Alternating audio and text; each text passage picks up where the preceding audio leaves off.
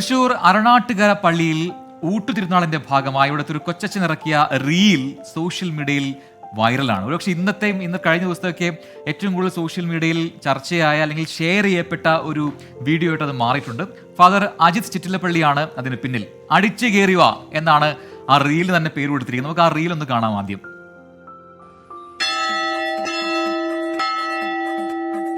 Thomas ഏട്ടാ, അടിച്ചോ അടിച്ചോ, മണ്ണിയടി കേട്ട് പള്ളിയിലേക്ക് ആൾക്കാർ അടിച്ചു കയറി വരട്ടെ. വരട്ടെ. ആന്റിയേട്ടാ എന്താച്ചാ കൊടുക്ക്. സാമ്പാറോ അവിലോ പപ്പട പായസോ എല്ലാം പോരട്ടെ. എല്ലാം എന്റെ ചെലവാ.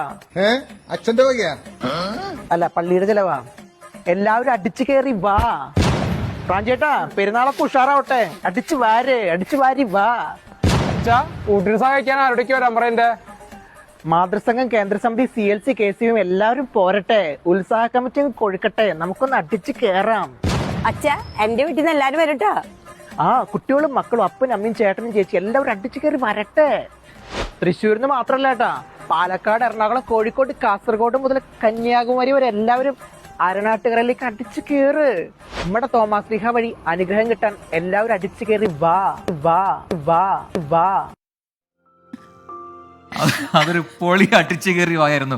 അച്ഛൻ റെഡിയാണ്. അടിച്ചു കയറി വാ ഫാദർ, അടിച്ചു കയറി വാ. ഹായ് ഫാദർ, എന്തുണ്ട്? എന്താണ് ഈ വീഡിയോ? ഒരു രക്ഷയില്ല. ഒരുപാട് ഷെയർ പോയൊരു വീഡിയോ. എനിക്ക് തോന്നുന്നു 50,000 ഷെയർ ആണ് ഞാൻ ഇൻസ്റ്റയിൽ കണ്ടതെന്ന് തോന്നുന്നു, if I'm not wrong. അപ്പോ അങ്ങനെ ഒരു വീഡിയോ, അത് എന്താണ് അങ്ങനെ ചെയ്യാനുണ്ടായ ഒരു സാഹചര്യം എന്താണ്? ഞാന് ഇപ്പൊ ഇവിടെ ഊട്ടുതിരുന്നാൾ കഴിഞ്ഞ വർഷം അരിമ്പൂര് പള്ളിയിൽ ഊട്ടുതിരുന്നാളിന് ഒരു പ്രൊമോ ചെയ്തിരുന്നു. അത് പിക്കപ്പ് ലൈൻ വെച്ചിട്ടാ ചെയ്തിരുന്നത്. അപ്പൊ അന്ന് അത് ട്രെൻഡിങ് ആയിരുന്നു, നല്ല ട്രെൻഡിങ് ആയിരുന്നു. ഇന്നിപ്പോ ട്രെൻഡിങ് ആയിട്ടുള്ളത് ഈ ദുബായ് ജ്യൂസ് ആണ് ട്രെൻഡിങ് ആയിട്ട് നിൽക്കുന്നത്. അപ്പൊ അതുകൊണ്ട് അടിച്ചു കയറി വന്ന ഡയലോഗ് ഇപ്പൊ ട്രെൻഡിങ് ആണ്. സാധാരണ പള്ളിയിലച്ചന്മാരൊന്നും ഇങ്ങനെ റീൽസ് ഒന്നും ചെയ്ത് നമ്മള് കാണാറില്ല. പ്രത്യേകിച്ച് ഇങ്ങനത്തെ തിരുനാളിലൊന്നും അങ്ങനെ റീൽസ് നമ്മൾ ഒട്ടും കാണാറില്ല. അച്ഛൻ എന്താ ഇത്ര ഒരു സ്പെഷ്യൽ ആയിട്ട് ഇതിലേക്ക് തിരിയാൻ കാര്യം? എനിക്ക് തോന്നി, അതെ, പണ്ട് പൗലോസ്ലീഹ ലെറ്റേഴ്സ് ആണ് ഉപയോഗിച്ചിരുന്നത്, ലെറ്റേഴ്സ് എഴുതാനായിട്ട്. അങ്ങനെയാണ് കമ്മ്യൂണിക്കേഷൻ നടത്തിയിരുന്നത്, സുവിശേഷവൽക്കരണം നടത്തിയിരുന്നത്.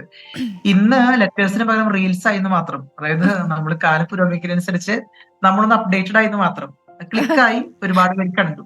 എന്ത് പറഞ്ഞു? ഏറ്റവും കൂടുതൽ എന്താണ് പറഞ്ഞത് ആൾക്കാർ കണ്ടപ്പോൾ, ആ വീഡിയോ കണ്ടപ്പോൾ? അതിനകത്ത് ഫാദർ മാത്രമല്ല, അതിനകത്ത് ഒരുപാട് പേരുണ്ട്, മറ്റും കഥാപാത്രങ്ങളായി എത്തിയ ഒരുപാട് പേരുണ്ട്. പള്ളിയെ ചുറ്റിപ്പറ്റിയുള്ള ആളുകൾ തന്നെയാണെന്ന് തോന്നുന്നു. അതെ, തീർച്ചയായിട്ടും.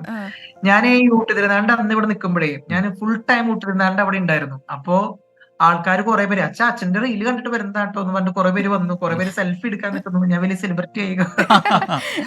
പക്ഷെ അത് നല്ലൊരു ആശയമായിരുന്നു. എന്തായാലും അത് ഒരുപാട് പേരിലേക്ക് എത്തി വളരെ പെട്ടെന്ന് തന്നെ. അപ്പൊ അങ്ങനെ എന്താണോ അച്ഛൻ ഉദ്ദേശിച്ചത് അത് കൃത്യമായിട്ട് നടക്കുകയും ചെയ്തു അല്ലേ? നമ്മളിതൊരു അരണാട്ടുകര പള്ളിയിൽ നേർച്ചൂട്ട് പലർക്കും അറിയണ്ടായിരുന്നില്ല. ഇത് കണ്ടപ്പോഴാണോ ഇവിടെ നേർച്ചൂട്ട് ഉണ്ട് എന്നുള്ളത് അറിഞ്ഞത്. ഇങ്ങനെയാണ് കുറെ പേര്. അങ്ങനെ കുറെ പേര് വന്നു, പ്രാർത്ഥിച്ചു, അങ്ങനെ നേർച്ചൂട്ടൊക്കെ കഴിച്ചു പോയി. നമ്മൾ പ്രതീക്ഷിക്കാത്ത കൂടുതൽ ആൾക്കാരൊക്കെ വന്നു. എങ്കിലും നമുക്ക് ഭക്ഷണ സമൃദ്ധിയായിട്ട് ഭംഗിയായിട്ട് കൊടുക്കാൻ പറ്റും. ഞാനൊരു കാര്യം ചോദിച്ചോട്ടെ, ഈ സഭയുടെ സഭാവിശ്വാസികളുടെ ഒക്കെ പ്രതികരണം എങ്ങനെയായിരുന്നു? എന്റെ ഇടവകയിലുള്ളവര്, എന്നെ കാണുന്നവരൊക്കെ വളരെ സന്തോഷത്തോടു കൂടിയാണ് പ്രതികരണം വരുന്നത്. പിന്നെ ഞാനിവിടെ ആടും പാതിരി എന്ന് ചെറുതായിട്ടൊക്കെ അറിയപ്പെടുന്നുണ്ട്. അപ്പൊ എന്റെ എന്തെങ്കിലുമൊക്കെ ഡാൻസിന്റെ റീലുകളോ അങ്ങനെ എന്തെങ്കിലുമൊക്കെ വന്നു കഴിഞ്ഞാൽ ഒരു 10 to 15% എപ്പോഴും നെഗറ്റീവ് റിവ്യൂസ് വരും, നെഗറ്റീവ് കമന്റ്സ് വരും. അത് എന്തായാലും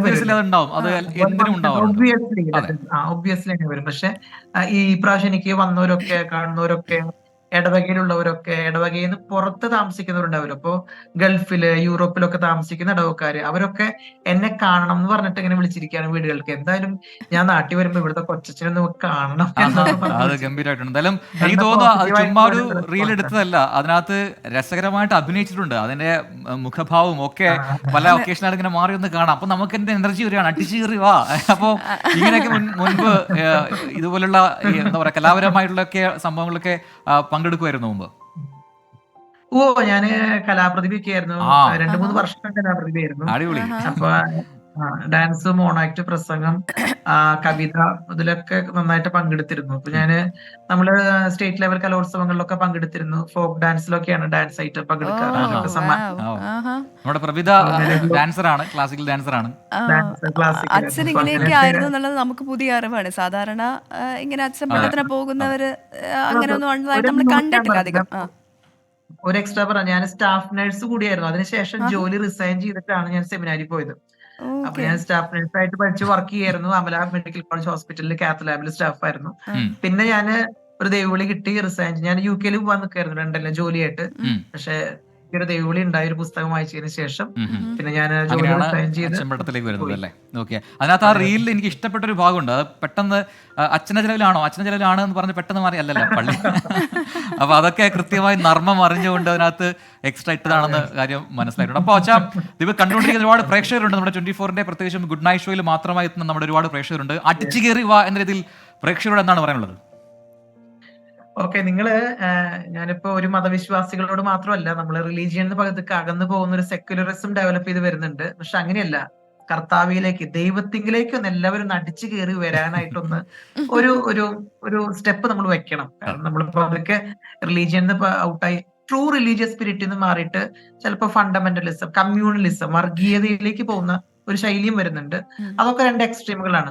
ഒരു ട്രൂ റിലീജിയനിൽ എപ്പോഴും ഹാപ്പിനെസ്, നമ്മുടെ ഇന്നർ ഹാപ്പിനെസ് ഇങ്ങനെ പുറത്തേക്ക് പങ്കുവെക്കാനുള്ള ഒരു ആംബിയൻസ് നമ്മൾ ക്രിയേറ്റ് ചെയ്യണം. അത് ഭാഗമായിട്ടാണ് ഇപ്പൊ ഇത് കണ്ട ഒരു ചിയർഫുൾനെസ്, ഒരു പ്ലസന്റ്നെസ് വരാനൊക്കെ തോന്നുന്നു. ഒരു പോസിറ്റീവ് ആയിട്ടുള്ള ഒരിക്കലും ഒരാൾക്കും ആ റീല് കണ്ടു കഴിഞ്ഞാൽ നെഗറ്റിവിറ്റി തോന്നില്ല. പോസിറ്റീവ് എനർജി ഇങ്ങനെ നിറയും. എല്ലാവരുടെ മുഖത്തും ഒരു ചിരി വരും. എനിക്ക് തോന്നുന്നില്ല ഇതിലെ വിശ്വാസികൾ മാത്രമാണ് വന്നതെന്ന് തോന്നുന്നില്ല. അച്ഛനെ കാണാൻ തന്നെ ഒരുപാട് ആളുകൾ വന്നിട്ടുണ്ടാവും. പിന്നെ യൂത്ത് അതുപോലെ അകന്നു പോകുന്നു, പള്ളിയിൽ നിന്ന് അകന്നു പോകുന്നു. അപ്പൊ നമുക്ക് അവരെയൊക്കെ ഒന്ന് ചേർത്ത് പിടിക്കണമെങ്കിൽ ഇതുപോലെ എന്തെങ്കിലുമൊക്കെ നമുക്ക് ട്രെൻഡിങ് ആയിട്ടുള്ളത് വന്നാലേ പറ്റുള്ളൂ. തീർച്ചയായിട്ടും. അപ്പൊ എന്തായാലും അത് നല്ല ആശയം. അത്തരം പുതിയ പുതിയ ആശയങ്ങൾ ഇനി അച്ഛന്റെ ഭാഗത്ത് ഇനിയും ഉണ്ടാവട്ടെ. അപ്പോൾ എല്ലാവിധ ആശംസകളും നേരെയാണ്. അടിച്ചു കയറി വാ എന്ന് പറയുന്ന പോലെ ഇനിയും അടിച്ചു കയറി വന്ന് നമ്മുടെ ഇൻസ്റ്റാഗ്രാമിനൊക്കെ അങ്ങ് തട്ടിത്തെറിപ്പിക്കാൻ കഴിയട്ടെ. All the best. Thank you so much. Best wishes. Thank you. അപ്പോൾ തൃശ്ശൂർ അരണാട്ടുകര പള്ളിയിൽ ഊട്ടുനാളുടെ ഭാഗമായി അവിടുത്തെ അച്ഛൻ ഇറക്കിയ റീലാണ് നമ്മൾ കണ്ടത് നേരത്തെ. ആ അച്ഛനാണ് നമ്മൾ നേരിട്ട് സംസാരിച്ചത്, ഫാദർ അജിത് ചിറ്റിലപ്പള്ളി.